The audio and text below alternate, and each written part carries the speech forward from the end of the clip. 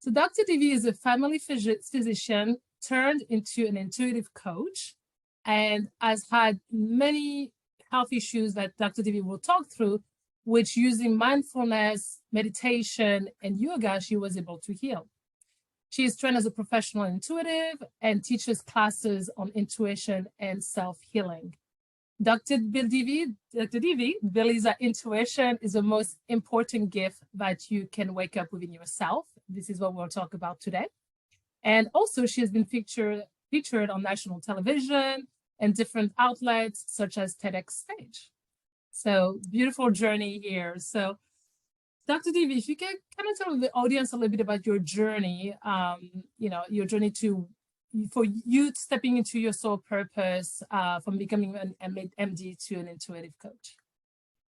So it was a process, and I'll try to take 30 years and summarize them.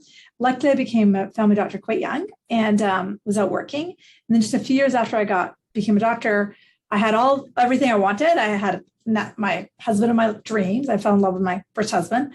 My career, being a family physician and was living in Vancouver, had moved out west, had everything I wanted. And then that's around the time that I got quite sick. Chronic pain, anxiety, depression, pain being the worst, food allergies, hives, everything just fell apart. And it was a journey. I didn't approach allopathic medicine at all, mostly because I knew it wouldn't get me anywhere. And so I was just popping a lot of Advil and antihistamines and getting drunk a lot and trying to, self-medicate. And that took me a certain place. But then through yoga and meditation, I would just gradually, incrementally, 1%, 0.5% get better.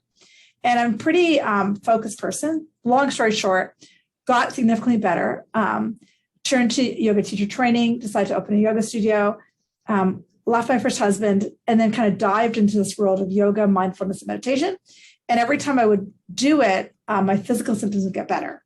And as a physician, to have actual physical hives and if you suffer from depression and anxiety, to get better without was mind-boggling. So that started the last 25 years of a journey for me. And then practicing yoga full-time, teaching yoga full-time, meditating full-time. Around somewhere in there, about 19 years ago now, I got pregnant. And that's when my intuition went right up. And I would just know things. And then sort of over time, I decided to take some intuition trainings. I didn't even know that existed, to be honest. I had no idea. I didn't know people did what I do for work. We're now talking over 18, 19 years ago now. And then about 12, 13 years ago, I started the current business I have now, working as an intuitive coach. So I had done 3 different intuition trainings, and then led into the study of energy, shadow. It was just literally what I would say to people is I just trusted my gut, one step to the next. And that's how I got here. And it's kind of crazy. Never intended to. So that's my bit of my journey. Yeah. That's beautiful. And it sounds like, so when you said that, you were sick and then you started to do yoga and meditation, was it a nudge from inside yourself? Were you following specific speed? Was it something that you was already in your field in terms of yoga, in terms of practice? How did you get those tools to come to you, if that makes sense? Yeah, it's a great question. So basically I was in chronic pain and I would see massage therapists and chiro and kind of the routine stuff. And I would get a little bit better, but not, and then I'd go backwards. So it was get better, go backwards. It wasn't making sense to me. And I didn't really want to label. If I'd gone to see a physician, I would have been told I had fibromyalgia. I already knew that. I didn't want to go down that path. But then on a recommendation of a massage therapist, she suggested yoga. And it just stuck in my head. I grew up with yoga. Mm-hmm. My mother had us do yoga when we were 6, 7, 8 years old. I hated it. So I resisted it. Totally resisted it. And I am talking now 20 something years ago when in Vancouver, if anyone's been to Vancouver, we have a yoga studio every couple blocks. That's Vancouver. Okay. And at the time, there was only 2 studios in all of Vancouver at the time. So, it took a lot for me, but chronic pain will take you places. Chronic pain will go, you will surrender to anything. So that was it was a recurring thought of maybe that'll help, which made sense because stretching might help, right? I was in pain. So yeah, but I was also fighting it. I fought it for months before I went. So yeah. And do you think, because what I've found as well is for people with chronic pain is usually it's almost like a nudge from the soul, right? It's kind of like the alarm bell, hey, you need to really get on your path and in your soul purpose. Do you feel that this is the reason why it came into your life? 100%, 100%. I mean, I very much had the trajectory of being a doctor, getting married and popping out kids. My first husband was a doctor. I had the ideal dream for what I wanted when I was 15, right? I wouldn't say that I wasn't happy, but I was happy in situations. I was happy when we traveled. I was happy when we were laughing with our friends. I was happy when I was drunk. But there was, I didn't realize how much guilt and, expectations and like living for other people was running my life. You don't know it until you start doing your work, right? And so I do truly believe that I was led here, no question at all, because I have very much in my mind from being 15, a very different vision of what my life was supposed to be. I have siblings who live that vision. They did exactly what they thought they would do. Or if that makes sense? No, totally. Yeah. And I know personally that if I had gone that path, which I was on, I would have stayed in pain. So, it's not always fun being in pain, so I would say. Totally. And now the pain, is it totally gone? Yeah, I'm out of pain, and thank God. The yoga really helped that, and meditation, all that stuff. And occasionally I'll still have pain. I'll know exactly what it is. It's like, right, I'm not opening my heart. Right, I'm feeling powerless. And as soon as I shift that emotion, or I'm feeling guilty, that's why my foot hurts right now. Right. And as soon as I shift that emotion, within a few days, it shifts. But it has taken me a while to almost map out my body to say, okay, this occurs. I'll get neck pain when I'm feeling judgmental or stuck or whatever. Yeah. And it's not like it doesn't occur because emotions go like this, right? Mm-hmm. But the more I do my personal work, that's how it works. So, yeah. And you mentioned as well that your intuition really kicked in after you had your first child. Did you figure out what happened there that basically triggered it? Right. I sense my intuition's always been there, but because I'm a pretty logical person, I got into medical school when I was 19. I've got a very strong left brain, very strong thinking, logical brain. But even when I think back to all the times I worked as a physician, it was my intuition, but I didn't know it. Like, it was like, why would I turn to that page in that chart? Why would I say that to a patient? So I realized that my intuition's always been there. But when I got pregnant, a lot of people can relate that during pregnancy, all kinds of crazy stuff happens. My son is highly, highly intuitive. And it was really to wake me up to my gifts, which I already had, but I wasn't using. And it was like, any knife you have in your kitchen drawer, if you're not sharpening it, it becomes dull. So, and it got my intuition, I wouldn't say it got duller and duller, but it was like very infrequent. Right. And, because we all get intuitive nudges, everyone does. And the thing that I do now for work is I've just sharpened my knife every day, and I help other people by using that knife. So, yeah. And now, would you consider yourself a medical intuitive? I do practice in medical intuitive. Everyone has a different definition of medical intuition. Mm-hmm. One of my trainings was medical intuition. It's not the only thing I do, but because some people as clients assume when they come to see medical intuitive, they'll scan your body and tell you, do you have cancer? Do you have this? I don't do that. There's a reason I don't do that. My gifts don't come like that. I don't want my gifts like that. If somebody comes to see me, say with cancer or chronic pain, I want to be able to tell them what the emotion is and thought is and circumstance in their life that's causing it. I don't just want to use my gifts to scan a person and say, this is the problem. That's what MRIs are for. That's what blood tests are for. And there's no judgment here. A lot of intuitives who have that gift, because there are a lot of them out there who say, I can look into your body and tell you this is wrong. They often don't have the gift to say, this is how you shift it. Mm-hmm. I've got the gift to say, this is how you shift it. Does that make sense? So, it's beautiful. Yeah. Absolutely beautiful. And it's not right, it's just different. So, yeah, it's great how, again, you and that's where you can see where your soul is sending you, right? Because you basically build some skill set as an MD, but now you can also take and merge the two, intuition and your medical skills as well, which is, I always say it's not one or the other. It can be both ends, right? And merging the two. 100%. I agree 100%. Yeah. Fantastic. And so, as you just talked to us about your journey in terms of awakening your intuition. So for the audience listening, how can they awaken their intuition, and why would they want to do it at this stage in their life, maybe? So I'll answer the question why first, then I'll tell you how. Why? Because life gets a lot easier. There are a lot of studies out there that say we waste a lot of time. One of the biggest things people complain about is not enough time. Okay. And let's just go through some common examples.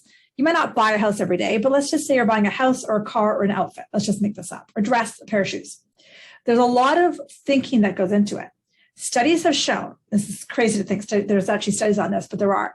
Studies have shown that when you walk into, say, a house or to buy a car, you instantly know whether this is for you or not. Same as a partner. You have an instant knowing, like when you're dating, instant knowing. And that instant knowing is like an energy reaction in your body. Your intuition will tell you within the first 3 seconds, yes or no. But what humans do is we waste time. We analysis to paralysis. This house has 3 bedrooms, but the bathrooms are on the other side of the house. I don't think it could work. And they ignore that initial gut that it's the perfect home. Right. And they do, and they can, and I think a lot of people can relate to this.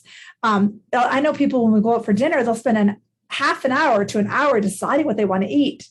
And there's no judgment. Don't hear it that way, but your body knows. You don't have to think. We're overthinkers in our society. We come up with lists and this and that. And it's like, so one of the reasons you'll want to wake up your intuition, saves time. Straight up, you have more time. And then also you'll have the guidance, right? It's like, I'm on my path, I'm not on my path. Do I want this? Do I not want that? Right? That having your spirit speak to you 24 hours a day, 7 days a week makes life so much easier. We don't have to think. We have a whole society based on thinking, which is exhausting. So now how you open your intuition, I often tell the story, so I'll make it really quick. I luckily had been practicing yoga for about a decade at this point, very regularly, and meditating at this point of my journey. I'd gotten on a plane and went to Hawaii to study intuition with a teacher I just heard of online. Like, this teacher, click. And that's just what I do. I don't tend to, I'm not an analysis to process girl. I just go, okay, this feels right, go. So I show up at this retreat. There were 800 people. This is how long ago? Probably 15 years ago, give or take. She doesn't run these retreats anymore. Show up at this retreat for 5 days. Click, off I go. Didn't research this woman at all. Got there.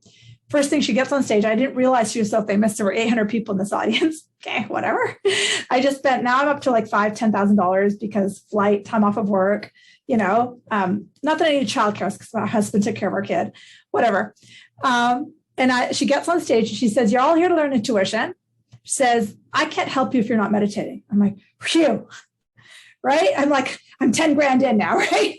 So what I would say to everybody, it's kind of a funny story, but the reason I tell that story is because the one thing that will wake up your intuition is meditation. The most important thing, because what meditation does is it moves your crazy thoughts out of the way. And then you can become quieter. People always say to me, there's a world outside of your thoughts. There is. And when and you don't have to do it all the time. I mean, God, my mind races. But having that skill to become the observer of your thoughts and breathe the thoughts away to create a quiet space is the thing that brings in your intuition, because your intuition is firing all the time. But if the mind is firing, how I describe to people is intuition is like this quiet, like my sticky notes, it's this quiet voice back here that doesn't go like this. That's our mind. It's quiet. But what we have to do is we have to quiet the mind, and then this can come in. And it's there all the time.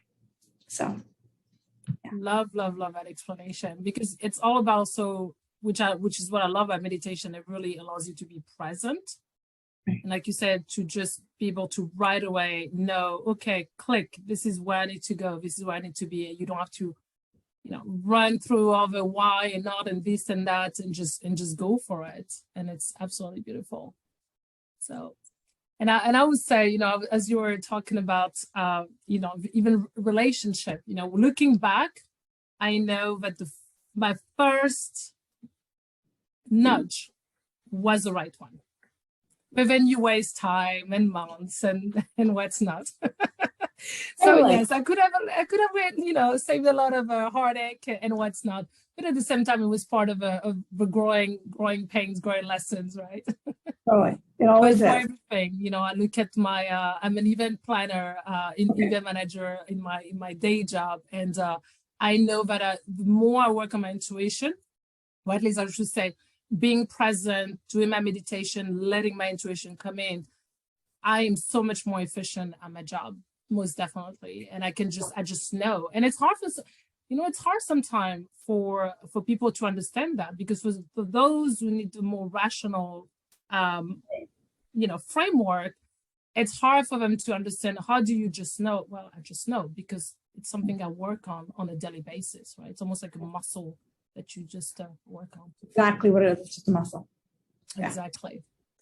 And so could you also go into, because some people might be, okay, I'm feeling this, but is it my intuition or is it just, what is it? How do you know when it's a feel versus a real guidance from your intuition? So there's something called false guidance versus real guidance. I'm going to pull this up just for some listeners if they want to see. So I co-wrote this book called You Don't Look Psychic, and it's by myself and Lynette Brown. It's on Amazon. Highly suggest it because we talk about this in the book. It's a very common question. Because a lot of people say, well, I listened to my intuition and such bad thing happened. First off, a lot of people think intuition is going to save you. That's not the role of intuition. The role of our life is I'm going to go here next before I answer your question. Our life is a constant journey. It's a constant journey to work through our fear-based to love, to work through our stories to heal. So some people think if I wake up my intuition, then I'll have this like golden road to gold. And that's not how it works. Okay, so people often look at their guide. They say, I was really trusting my intuition. This bad thing happened. And in my world, there's no such thing as a bad thing. Just I need to say that first. Okay. Now, but there is a difference between what's called true guidance and false guidance. This is also where people get mixed up. False guidance is very loud, like, you got to do this or else you're an idiot. That's false guidance. True guidance is order the cheesecake, order the cheesecake, order the cheesecake. It's soft and repetitive, The way we describe in the book, true guidance is change your tires, change your tires, change your tires, change your tires. False guidance is you're an idiot, God damn it, go to God, and you can really tell the difference the more you meditate, okay? False guidance is from fear and it's from ego. There's nothing wrong. True guidance is very soft and repetitive and gentle and loving. You're on your path, you're on your path, you're on your path. You haven't made a mistake, but the mind is like, you made a mistake. So really learning to listen to it, because life is so much easier when you do. So, yeah. Totally. And we do get those nudges, right? It's knock, knock, 1 time, 2 times, 3 times. But again, it takes presence, right? We're so busy with so much right now. It really takes presence, which meditation teaches you, so that you can hear those nudges. And a lot of times it could be not even just, if you don't hear it, it could be someone, it could be a billboard, it could be, a phone call or just a conversation you're having, and you're having the message being given to you at that time as well. Exactly. And so the other things when we touch on intuition is all about the clairs. We hear about clairvoyance, clairsentience. Some of the people in the audience may have never heard about it. So can you maybe go into to those and what they are? So the clairs are the way non-physical talks to us. Okay, so the most common, and I'll go through the 4 clairs. The most common clair is clairsentience. 70% of people, it's their primary clair. What is their primary clair? So we have access to all 4 of these, which I will go through, all 4 ways of the intuition to come in. But one is our dominant one. Okay, and that one that's the dominant one, fine. And like I said, 70% of people have clairsentience as their dominant, but we have access to the other ones. You just have to open them up. So clairsentience is feeling. Right now on the planet, almost everybody, if you sat in front of Starbucks and interviewed people, 3 out of 4 people would say they've had goosebumps, they've had a gut feeling before. That's clairsentience. Got it? So if that's your wake, so clairsentience is my primary, which is why I had chronic pain. Okay, because I would feel like everything, right? Mm-hmm. So clairsentience is one way. Clairvoyance is to actually see pictures. Okay, now I try to do it in order and frequency. Clairvoyance and claircognizance, in terms of frequency in the planet as being the primary, it's clairvoyance and claircognizance. You can flip them; they're about the same. So clairsentience is the most dominant on the planet to feel. Clairvoyance is to see. Clairvoyance is a lot easier to see pictures, to see things, or to see symbols. Clairvoyance is very common on the planet as a dominant one too. A lot of people have dreams or visions. That's clairvoyance. Claircognizance is to know. Okay, and so the reason claircognizance can be difficult for people is because we're chronic thinkers. Claircognizance is when your mind is quiet and out of nowhere comes a thought. And I remember the first time this happened to me, I used to run.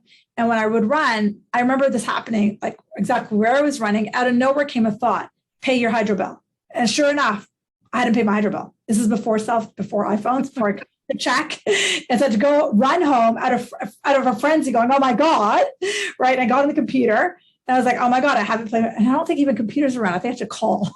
Like, I'm old. I joke when I say that. And I have to call the hydro company and say, guys, there was a time before computers.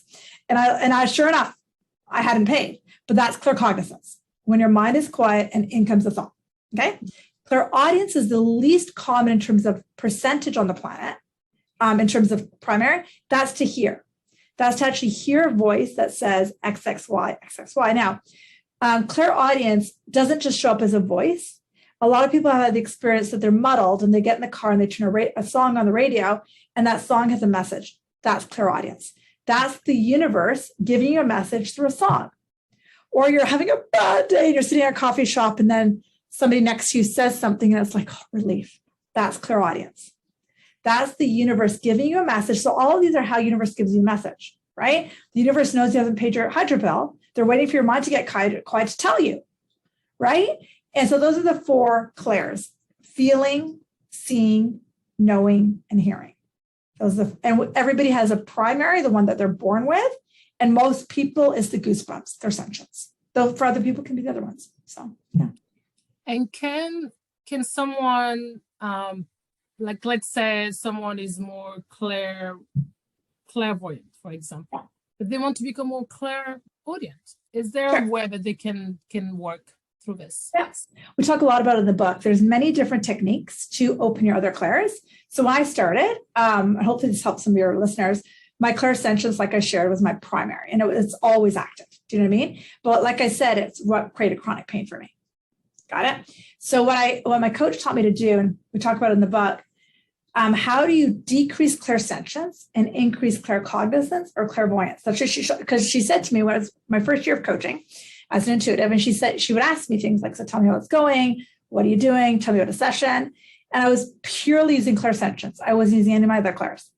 And she would say, okay, I said, but yeah, I'm so tired. Like, and I feel this in somebody's body and whatever I would say. And she said, she noted, okay, you're just using your clairsentience. I'm like, yeah, what am I supposed to do, right? And she said, but what about your other clairs? Because I'd already been trained. And I said, I don't know how to open those. I mean, I saw other people. And then she showed me how to, again, we go through the process in the book. And a lot of them are meditative, right? Where you actually ask your guides to see. And you have to release the fear of seeing. And so as I did that, it didn't happen overnight. But as I did that over a few months, my exhaustion from doing sessions decreased because I wasn't so tired, right? So you can open your other clairs and decrease other clairs. For example, when I go to the grocery store or I'm going to a concert this weekend, I'm going to close down my clairsentience. I don't want to feel everything. I'd rather know or see or hear. So I just tell my guides, lower that, raise that. That makes sense. But no, it totally does. So, because as you were explaining it, what I was seeing, it's almost like a dial of we have 100%, right? And so within that 100%, you can tune it down or tune one down, tune one up, and just work. Because if you go outside of 100%, is it then maybe a little bit overwhelming for your system?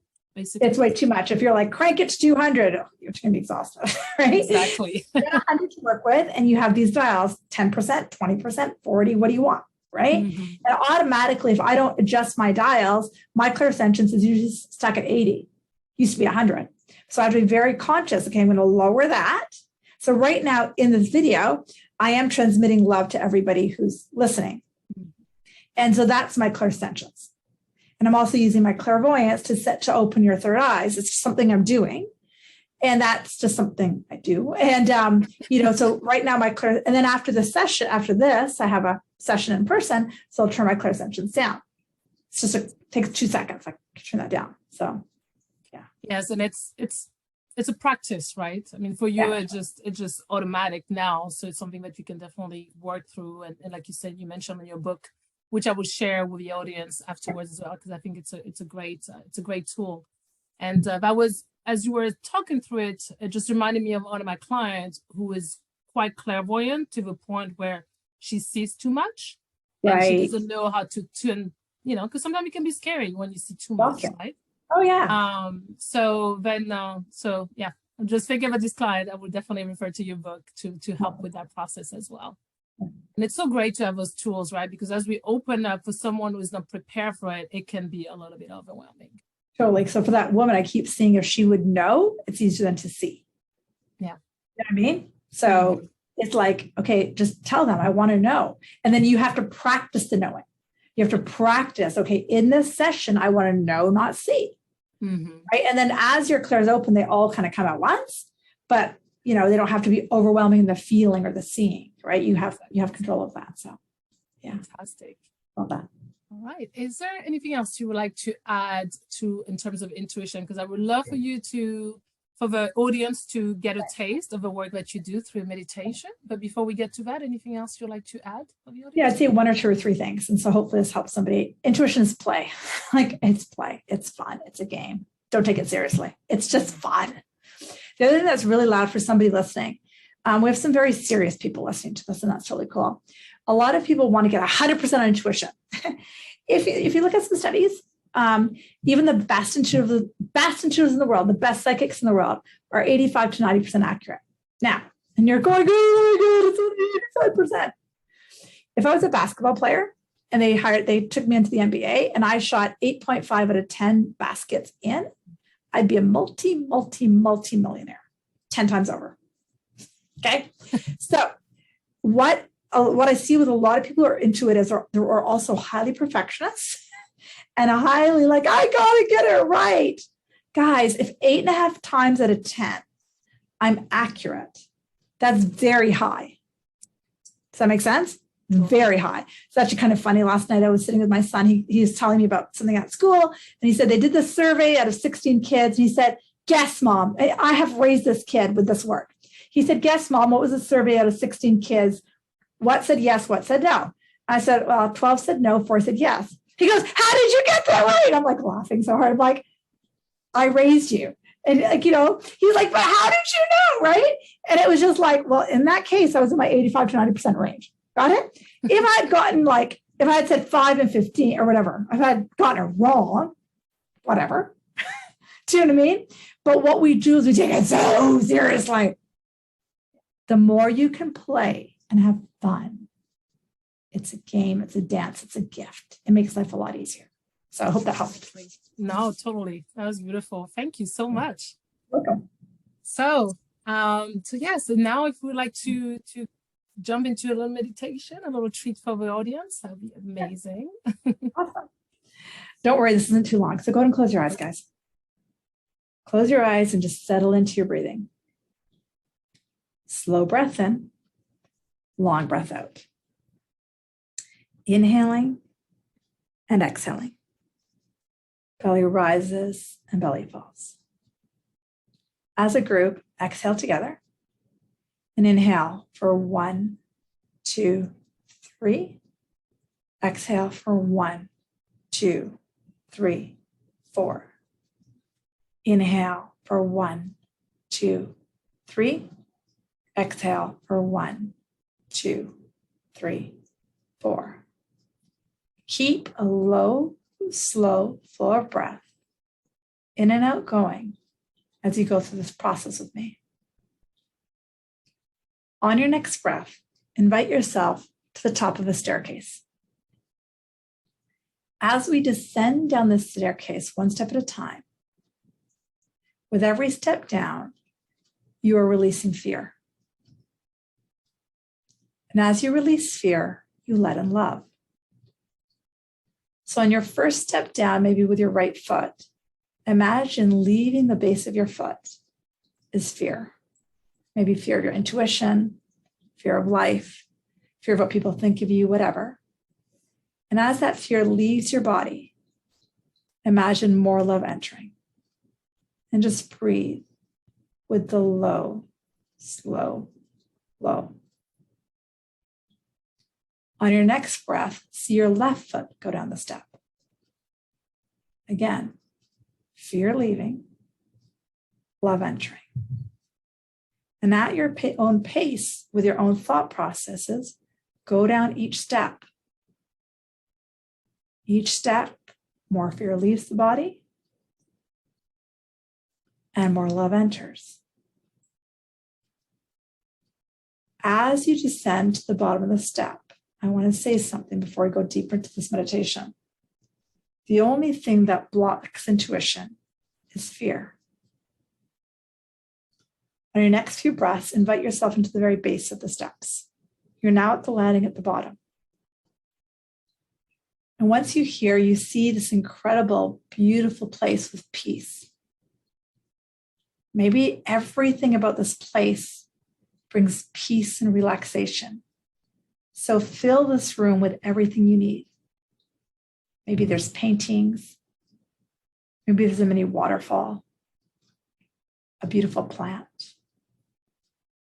gorgeous smell, the perfect temperature. See this room beautifully set for you, and just breathe. Out of the corner of your eye, you see someone or something approaching you. This is your wise guide, your higher self. Invite them in. Intuitively, you know that there's nothing scary about this experience. As your wise guide approaches you, you start to notice their presence. Now, some of you will feel them. Others of you will see them. You might just know they're there, or you might hear their presence. And just breathe. As they approach you, you can see they have a message for you. Simply sit back, be present with your breath, and allow the message to come. What you will begin to notice is that message is of love, of connection, and of support. So as my voice gets quiet for the next few breaths, allow yourself to receive the message and just keep breathing.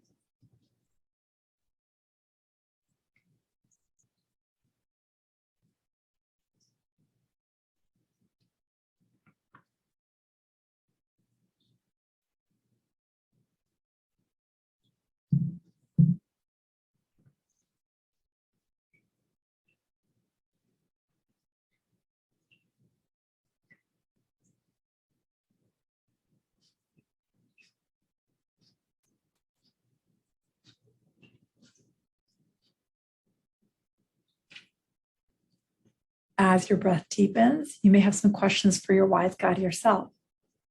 Feel free to ask. Just be present with this. You can't get this wrong. You can't get this right. Just be present to it.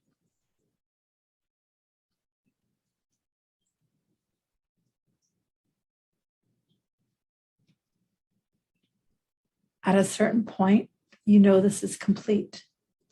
Take a moment to thank your wise guide for showing up. Take a moment for thanking yourself. Promising yourself to come back here whenever or as often as you can. After a few more breaths, when you're ready, roll your shoulders back, stretch your neck, maybe stretch your arms whenever you're ready. Very slowly bring your awareness back into this room, into your body, and gently open your eyes. Coming back. Welcome back, guys. That's so amazing. I went deep, actually. It's amazing. And well, I had received a lot of messages, but one message was that to use this tool every morning when I wake up. You know, I really tune in with my higher self that way every morning, because then it can also set the trajectory of your day as well. 100%. You know, so 100%. Or at night for some people if they prefer to, but for me, 100%. Yes, absolutely beautiful. Sorry, I'm still in that. Well, good. Take your time. Take your time. Beautiful, peaceful, and I do I meditate every day, but I've never done this version actually, and I really love it. So that would be part of my toolkit. I love that. Absolutely beautiful.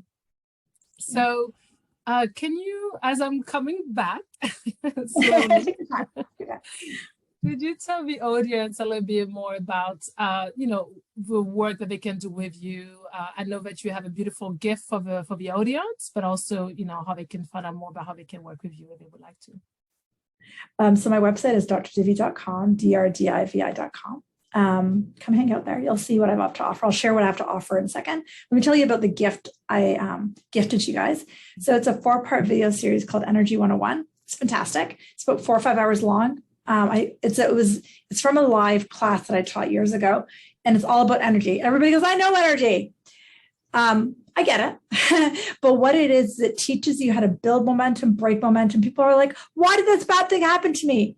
When you start to listen to these classes, you'll really start to see how we create our lives. It's all about universal law, energy, law of attraction, how to create your energy field, how to allow in the things you want. So it's Energy 101. Have fun. It's about 4 to 6 hours long, 4 or 5 hours long, and it's fun. So I'll tell you, it's fun. The second thing in terms of how to find me, work with me. So you can always do like a drop-in session with me for one-to-one coaching if you choose to, for an intuitive session. You're more than welcome to do that. You can book them online. I also offer a 20-minute free introduction if you want to just get to know me and see if this type of work is for you, on my calendar online. I really direct clients to my workshops, mostly because I am blessed to be very busy. It's a great thing. But I don't have the capacity to take clients regularly for like regular coaching anymore. So if clients really want to dive into the work with me, I encourage you to do classes with me. I teach 2 main classes. One is called the Intuitive Coach Training Program, which is a 9-month journey into waking up your intuition and potentially becoming an intuitive coach.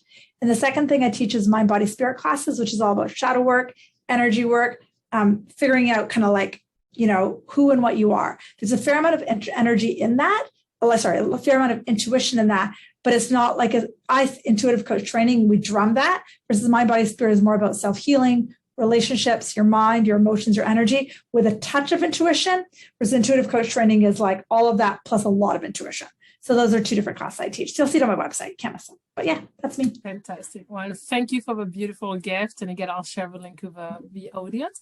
And could you quickly show again your book, Sure. just so that the audience can see it as Here. well? I'll be getting it myself. Yeah, it's an awesome book by myself and Lynette Brown. So if you can find it on Amazon. So yeah, it's very big. The first half of the book is, stuff like I taught today, the clairs. They'll talk about universal laws. It's like a book. And the second half of the book are meditations and processes. So ideally you record it into your phone or whatever, and then listen to it and then kind of take yourself through your process. So yeah. Fantastic. Well, beautiful. Well, thank you so much, Dr. Divi. That was an amazing session. And the audience, I'm sure, learned a lot today. And thank you for your beautiful gift.